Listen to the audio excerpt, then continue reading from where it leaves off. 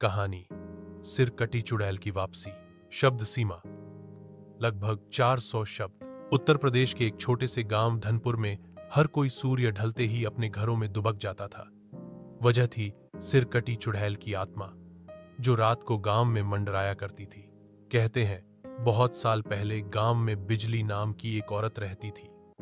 वह सुंदर मगर अकेली थी। गांव वालों को उस पर शक था कि वो तंत्र मंत्र जानती थी।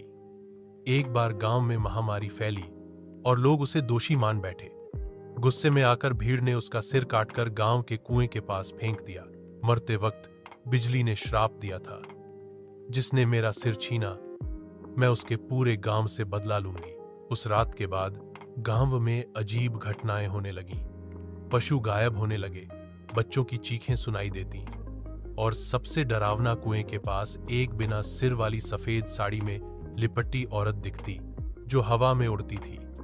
उसकी चाल उल्टी होती और वह जहां जाती वहां अजीब सन्नाटा छा जाता। कहते हैं वह हर पूर्णिमा को लौटती अपना सिर ढूंढने, जिसने कभी उसके खिलाफ गवाही दी थी। वो एक एक करके गायब होने लगे। एक बार गांव का एक निडर लड़का अर्जुन चुड़ैल की हकीकत जानने की ठानी। वह रात को कुएं के पास छिप गया। जैसे ही पूर्णिमा की रात आई, धुंध छा गई।